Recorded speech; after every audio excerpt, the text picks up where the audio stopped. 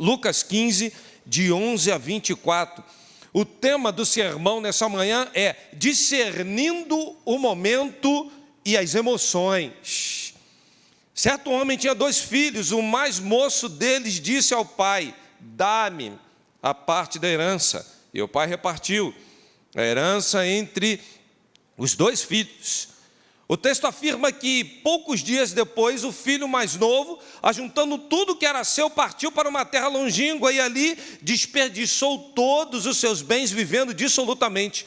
Enquanto ele tinha dinheiro e posse, estava cercado de amigos, mas ao acabar a herança, os amigos desapareceram, ele começou a padecer necessidades e passou a procurar um trabalho, mas o único trabalho que ele conseguiu foi um campo para apacentar porcos.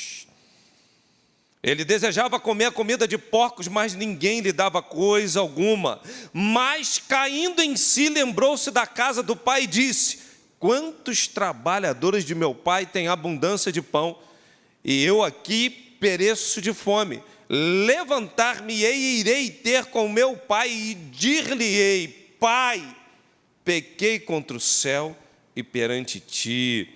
Já não sou digno de ser chamado teu filho, mas me trata como um dos seus trabalhadores. Levantando-se, foi para seu pai.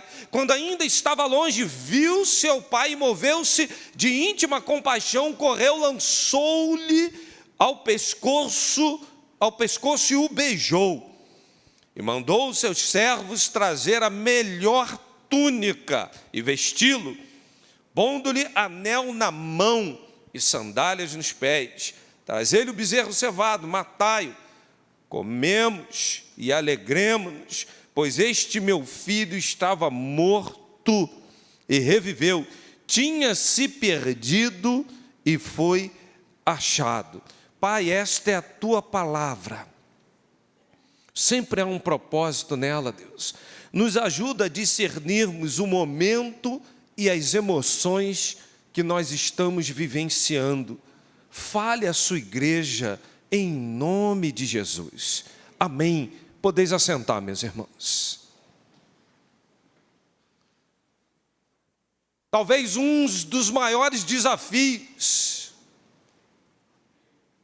que a igreja, que a sociedade, de uma forma geral, esteja passando nos últimos momentos, seja discernir o tempo e as emoções.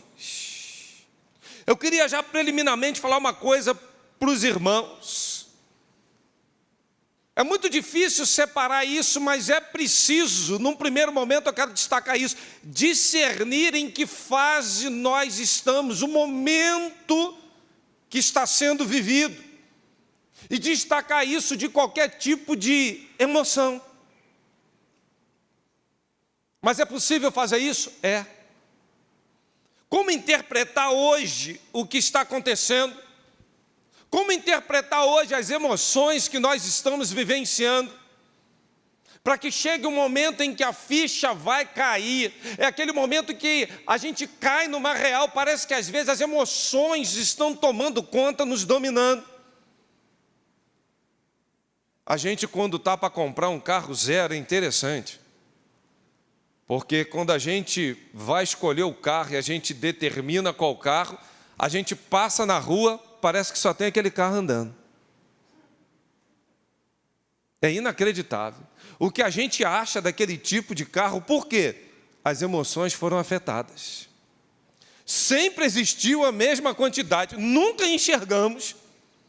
Como é que a gente passou a enxergar? Emoções que foram afetadas. Você está emocionalmente ligado àquilo, seus olhos parecem saltar aquele tipo de veículo. Há muita gente passando por um momento de perdas, de dificuldades, de relacionamentos estremecidos, de problemas, de olhar para um planejamento que fora frustrado, que não tem mais como ir à frente. Mas chega um momento em que a gente consegue discernir o tempo, observar realmente o que está acontecendo de fato conosco, E é o momento em que dá o pop, que a ficha cai. O filho pródigo estava assim, até o momento em que a ficha caiu. E ele então observa o cenário ao seu redor e percebe que o cenário não é nada bom.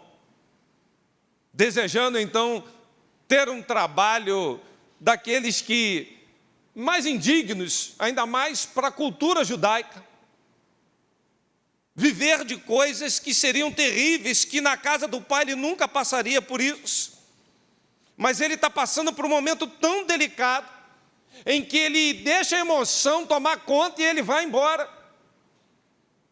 E a minha primeira pergunta é: que tipo de fato sucedera na vida daquele jovem para ele ter aquele tipo de atitude? Ah, pastor, o texto não diz, mas ele deve ter lá os seus motivos. Ninguém é maluco de pegar uma mochila, falar, pai, me dá a minha herança e ir embora. Irmãos, eu conheço um monte assim. Um monte. Mas o texto me dá um grande indício que ele não tinha motivo para isso. Porque quando nós olhamos para a pré-figura do Pai representando Cristo, o soberano, o Criador, o mantenedor, o perdoador, eu começo a entender que ele não tinha a menor razão para fazer o que fez. Mas a gente olha para isso e fala assim, que homem, que adolescente, que jovem, que pessoa ingrata, praticar um fato como esse. Ainda mais com o pai que ele tinha. O que o levou a isso? Não discernir o momento e as emoções. Quando as emoções estão assolando os nossos corações, a nossa tendência é sempre fazer aquilo que não devemos. A nossa tendência é sempre falar aquilo que não deveria ser dito. A nossa tendência é sempre fazer uma interpretação deturpada. E em meio a isso, quando a gente pratica esses fatos, a gente percebe então que a gente só vai compreender as coisas de Deus quando as emoções estão de lado e quando o Espírito testifica com o Espírito de Deus qual é o momento, qual é o fato que está ao nosso redor. Mas como assim, pastor? Isso é possível? Completamente possível. O filho chega a dizer, pequei, errei, vacilei. Sabe por quê? Essa autoavaliação, essa autocrítica, esse senso é muito ruim, irmãos. Quer ver uma coisa? Deixe alguém criticar o seu filho. O que você vai fazer de imediato? Não é assim, não. Não é possível que está falando do meu menininho. Deve ser uma outra pessoa. Deve ser. Se falar de neto, então, é inacreditável. Não fala neto é assim, não erra, não tem defeito, não tem problema algum, irmãos. Falar de neto é arrumar, assim, um problema fenomenal. Difícil de ser contornado. Fico imaginando aqui os vovós ali vendo o neto ali, o neto. Está ali o casalzinho lindo ali. Olha para o Benjamin e fala, não fala do meu neto não. Eu não conheço um vovô e um vovó que não olha para o neto e fala assim, esperto, hein? Esperto. Viu o que ele já faz? Está vendo aqui o que ele... esperto, garoto bom, menina excepcional. A emoção muito aflorada. Você já viu quando vem aqueles bilhetinhos de escola, falando assim de filho, ou quando o professor... o seu filho é hiperativo. Irmão, aperte a tecla SAP e interprete o que está sendo dito ali. Pode não ser, e provavelmente não é, hiperatividade. Você já viu quando o professor fala assim, cuidado porque o fulaninho... Aí fica assim, não gostei dessa escola, acho que eu vou tirar. Eu acho que vai ser um trauma lá em casa. Meu filho, minha filha deve estar sendo maltratado aqui e deve estar de lado, só porque é crente, só porque confessa a Cristo.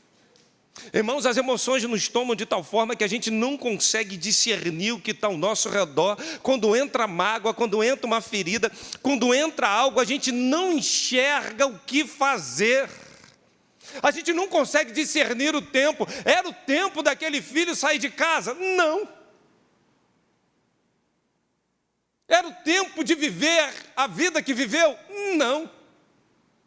E tem gente nas mesmas práticas nos dias de hoje, saindo fora do tempo, casando fora do tempo, casando com gente que não devia, entrando em julgo desigual, fazendo sociedade com quem não era para fazer.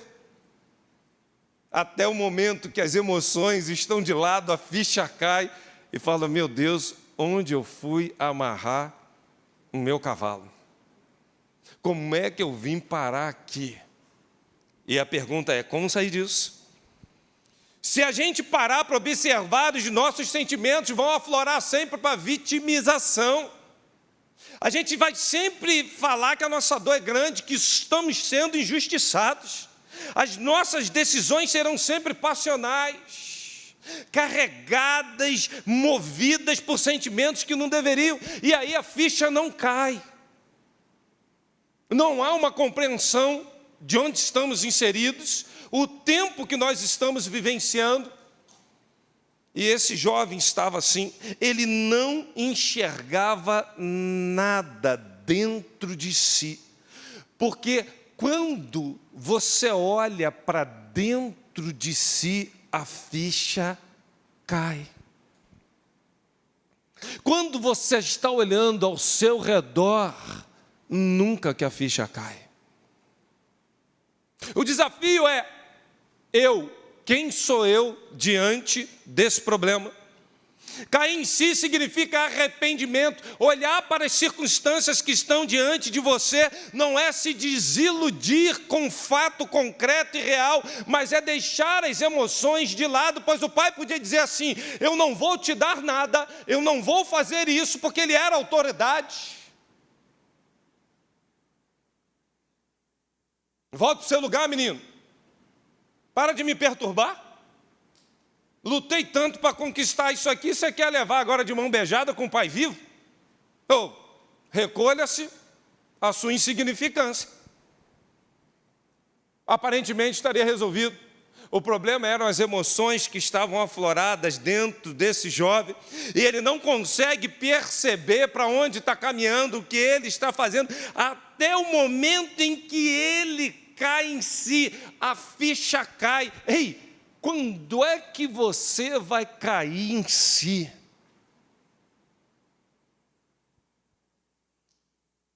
Natã confrontou Davi, contou a historinha. Davi se empolga na sua emoção, vai: esse homem tinha que morrer. Natã completa: esse homem é tu. A ficha caiu. Pedro: Senhor, essa turma aí vai te largar na mão. Eu não.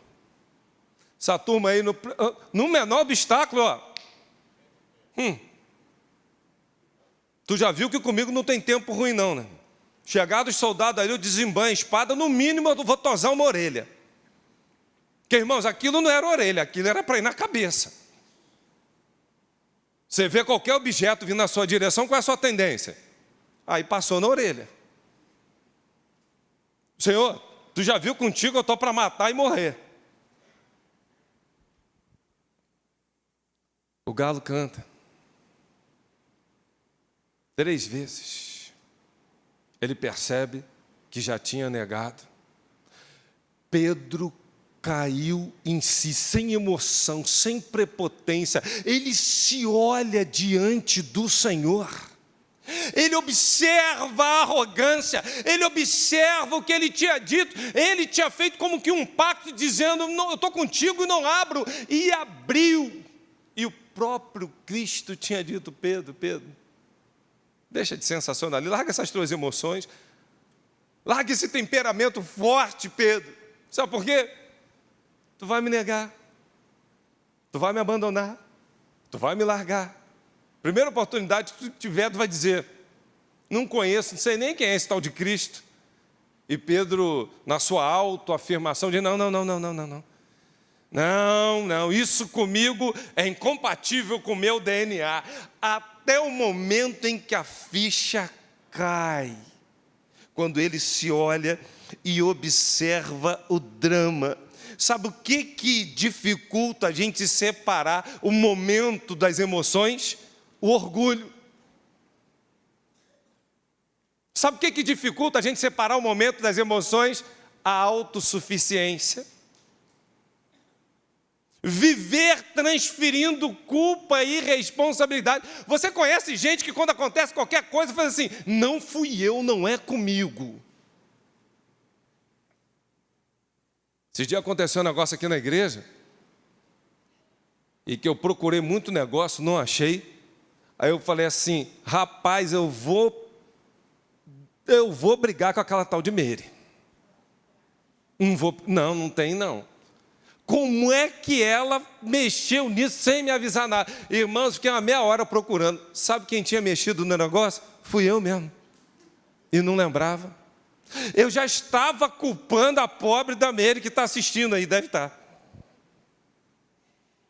Coitada da Meire. A secretária lá em casa, às vezes, irmãos, eu fico... E ontem foi um dia assim que eu falei: sumiu isso, sumiu aquilo. Isso eu tenho certeza, foi você mesmo.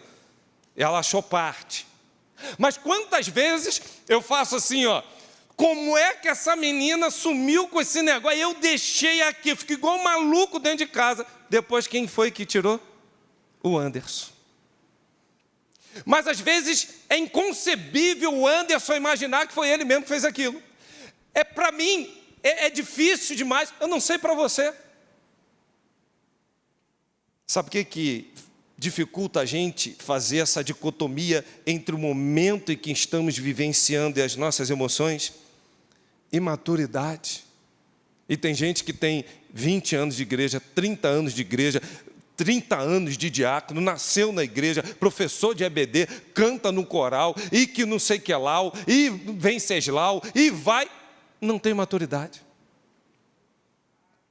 Não amadurece ao ponto da ficha cair e descobrir quem ele é e o momento em que ele está vivenciando. Por último, cegueira espiritual mesmo. Tem gente que não enxerga, irmãos. Um pau. Tudo que acontece, desespero, meu Deus. Todas as coisas cooperam, meu Deus. Segundo ponto que eu quero destacar é: não exagere na expectativa da ação divina. Por que é que nós temos o hábito de fazer como o filho pródigo? Irei ter com meu pai. Chega lá, eu vou dizer: pai, pequei. Só faltou ele dizer assim: aí o meu pai vai fazer assim, assado. Aí eu vou tomar um banhozinho, vai vir uma capa, um anel, uma sandália. E tem um bezerro lá que já está tempo sendo cuidado. Vai.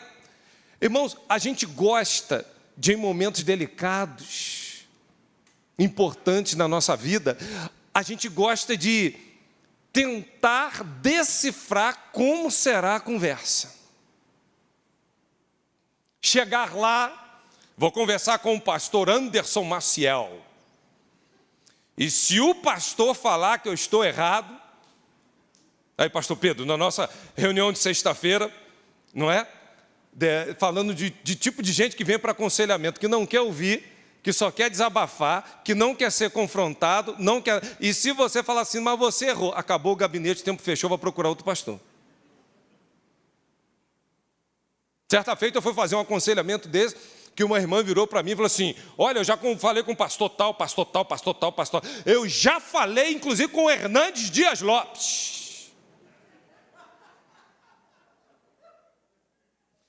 Eu falei assim: irmão, vou no banheiro, fica aí, daqui a pouco a gente fala isso. Fui embora. Eu vou perder meu tempo? Nada? Não.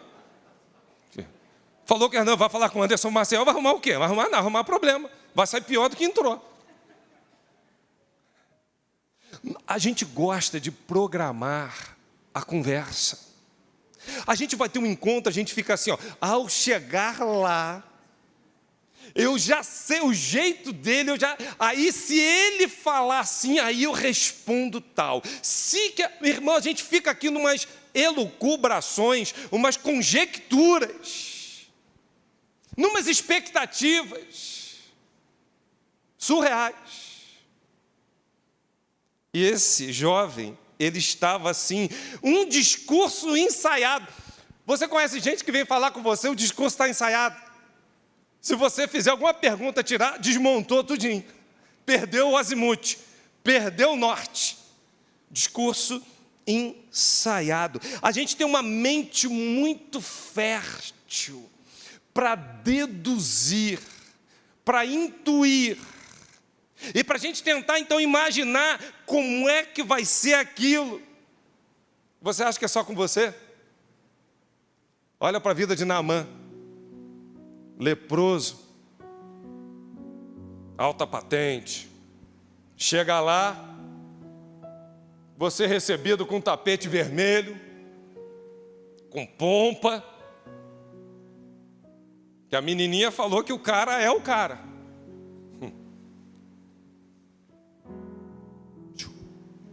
Fala para o empregado aqui, vai lá e fala para ele se banhar no rio. Não vou nem receber.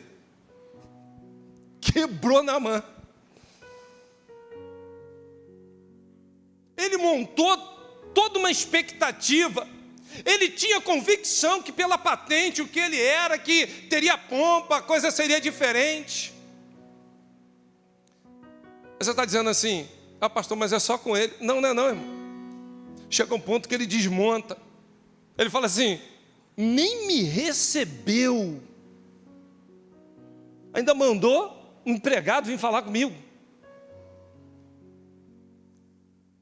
Qual é o momento que a ficha de Naamã cai? O momento que os servos falam assim, ó, meu servo, eu sei que tem águas do Jordão, Albano e Farpá, vamos deixar isso de lado. Será que alguém te pediu alguma coisa muito difícil de você fazer? Por que você não faz? Naamã já devia estar assim, meu irmão, eu estou com vontade de dar uma coça naquela menininha, ela que me enganou. Eu vou ouvir essa menininha e já era. As emoções tomam conta dos nossos corações e a gente não discerne o tempo que o Senhor está falando, o que o Senhor está mostrando. Era o momento da cura de Naamã, a oportunidade da sua vida, e ele está jogando tudo por água abaixo, porque gerou expectativas surreais, irreais. A gente faz isso com Deus. Deus, eu estou nessa prova minha aqui agora. Eu tenho certeza que quando eu for lá bater naquela porta de emprego, aquele homem vai me olhar, vai me entrevistar, vai fazer assim, vai fazer assado. Ora, jejua, chega lá o homem nem recebe. Aí o que a gente faz? Não vou entregar mais currículo nenhum. Não sou bobo, não estou aqui para passar essas humilhações. Você já pensou o que é você se banhar a primeira vez no rio? Com lepra. Primeiro banho, olhei, nada. Segundo mergulho, o que aconteceu? Eu estou fazendo papel de bobo, irmão. Eu acho que isso aqui está mais para cartomante gospel do que para solução para o meu problema. Não, isso aqui parece mandinga de crente, 7 vezes. Não sou bobo não, na segunda quando eu vi que não deu, eu vou embora. Idealizamos coisas, irmãos. E quando isso frustra na nossa vida, uma palavra mal colocada, um gesto mal praticado, a gente faz isso nas mínimas coisas. A gente está com um problema, vai no médico, chega lá e a gente fica assim, ó, o médico que não me olhar no olho para mim não me atendeu. Se não me tocar, não é consulta. Se não tiver uma receita, nem que seja de bolo de aipim, mas eu quero uma receita. o médico está de cabeça baixa, naquela pressão, mas ele já entende o que você tem, passa a medicação correta, ganha tempo, te dá um negócio. Não gostei desse médico, nem me olhou, nem me tocou. Nós geramos assim expectativas de comportamentais, como os outros devem reagir, como Deus vai reagir, o que Deus tem que fazer, e quando Deus não faz, o outro não faz, parece que o mundo desaba. Não gera isso não. Sabe por quê? Deus está sempre nos surpreendendo, aleluia. Tem uma música do Davi Sarce que ele fala: o Deus que surpreende, que nos ensina sempre, que eu preciso confiar, mesmo que eu não consiga entender. A caminhada com Deus é uma caminhada de fé, de expectativa de fé, e não de expectativa de modelo, de resposta. É isso que está arruinando a igreja. O povo cria uma expectativa de resposta, agora a porta vai abrir, agora será desse jeito. E não, irmão, a expectativa é de fé, de uma realidade. Se eu estou morto com Cristo, se é Ele que habita em mim, se o justo viverá pela fé, haja o que houver ao meu redor, não vai afetar minha emoção, minha caminhada com o Senhor, porque eu sei em que tenho crido, estou bem certo que é poderoso.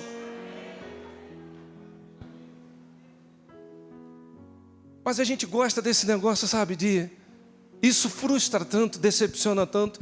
Eu quero concluir esse sermão falando uma coisa para você. Não viva independente do pai, não.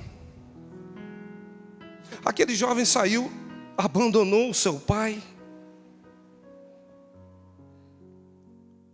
E na cabeça dele, ele não tinha abandonado, não. O pai continuava sendo pai. Mas não existia mais uma relação de pai e filho. Sabe por quê? Ele foi viver uma vida independente, dissoluta. A relação rompeu. Mas na cabeça daquele jovem estava tudo dando certo. A gente faz a mesma coisa com Deus, irmãos. Esse é um momento muito delicado, que tem gente que está passando por perdas, por dificuldades. Tem pessoas que estão num momento muito difícil, que não está conseguindo discernir as coisas, que as emoções estão muito afloradas. Mas o problema é que ela não percebe que ela já rompeu o relacionamento de paternidade. A gente pensa que o dizimar, o ler uma Bíblia, está dando tudo certo. Mas a gente não consegue mais balbuciar como o Abba Pai.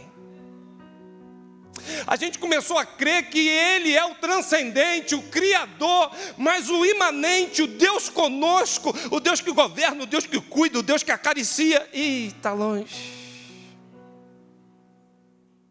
A paternidade tão distante. E a gente vai levando uma vida de total dependência de nós mesmos. A dependência da paternidade divina é a prova que somos filhos de Deus. Você é um filho de Deus. Você é uma filha de Deus. Deixa o pai cuidar, esteja próximo dele. Não se afaste do pai. Não distancie do pai, não. Às vezes a gente acha assim: o Senhor já cuidou, o Senhor já curou, o Senhor já livrou. Aonde eu estiver, eu sei que Ele vai continuar conduzindo. Mas a relação é só transcendente, não é mais imanente. A relação é com o Criador, não é com o Pai. não é no íntimo. Depender de Deus é mostrar que não possui autossuficiência. Depender da paternidade divina é achar que sempre o Senhor vai trazer as respostas no momento certo, da forma certa. Depender da paternidade do Pai é confiar na sua provisão. Andar em intimidade com o Abba é confiar na sua palavra, mesmo que tenhamos que nos reinventar. Mas a relação com o Pai continua estável, muito próxima. Quando estou crucificado com Cristo, vivo não mais eu, mas Ele vive em mim. E o Abba, o papaizinho, Ele está governando, cuidando, acariciando, sustentando cada um de nós. Só aquele que se julga totalmente dependente do Abba consegue discernir o tempo e as suas emoções. Até porque nenhum homem pode receber coisa alguma se lá do céu não lhe for dado. Só o Abba pode dar. O próprio Jesus fala que Ele é a videira, e quando a gente está ligado nele, conectado nele, aí a gente frutifica, aí vai tudo bem. E tem um discurso por aí dizendo: não congregue, não vai na igreja. Irmãos, eu respeito todo mundo, eu não quero falar de Covid, eu não quero falar de vacina, eu quero falar da sua vida espiritual.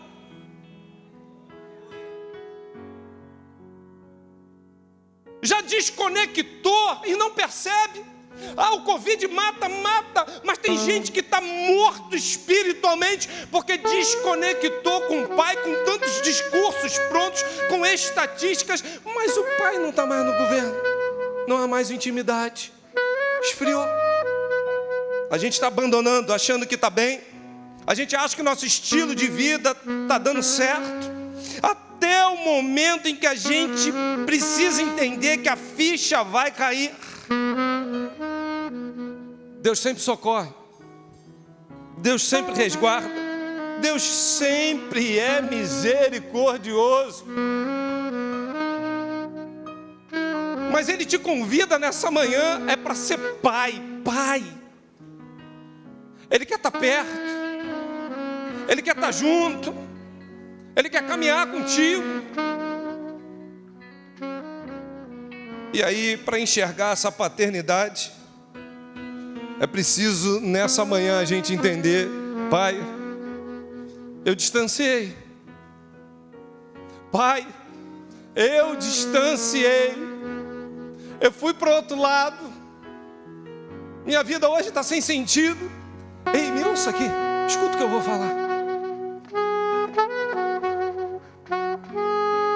Fora da paternidade divina, não há realização, não há vida. Nós já fomos criados, programados por Ele, para Ele ser o nosso Pai. A minha vida só faz sentido quando eu falo Pai, Paizinho. Saudade daquelas madrugadas que a gente, sabe, Deus? Saudade daquele tempo, Deus. Saudade daquele tempo que eu orava, a resposta era imediata. Saudade daquele tempo que eu falava e o Senhor se alegrava. Saudade daquele tempo, sabe, Deus? Mas você pode nessa manhã voltar a esse primeiro amor. Eu queria concluir esse sermão dizendo uma coisa para você. Saiba discernir o momento, mas saiba discernir suas emoções. Por quê? A ficha só cai quando a gente sabe entender quem somos diante desse processo. E você pode estar nessa manhã: eu errei, eu pequei, eu fiz coisas terríveis. Não feche a porta da reconciliação, porque o Abba não fechou essa porta para mim e para você. A porta do Pai está lá aberta. Ah, mas eu me voltei contra Ele, eu fiz coisas que não devia, eu errei feio. A porta da reconciliação está aberta. Não desista, porque o Pai está cheio de graça nessa manhã, te esperando, cheio de graça, graça e verdade. E você pode escolher nessa manhã sair daqui triste, como aquele filho mais velho, que só se relacionava com seu pai por legalismo. Eu cumpro as normas, eu obedeço, ou seja, legalidade, não tem intimidade. Tu nunca me deu nem um bezerrinho, agora para esse teu filho aí tu torrou tudo. Saiu triste. Mas você pode sair daqui nessa manhã diante de uma grande festa, com uma capa nova, com um anel novo, com uma sandália nova, com um banquete espiritual te esperando, porque o Abba te convida nessa manhã dizendo: eu tenho um banquete para você, meu filho, minha filha. Eu tenho um banquete para você. Não deixe tuas emoções te dominarem, não. Compreenda esse momento, deixa a ficha cair. Se relacione com o Abba, que você vai sair daqui nessa manhã dizendo: o Senhor marcou um encontro comigo, e a festa espiritual vai ser grande. Curve a sua cabeça e comece a falar com Deus.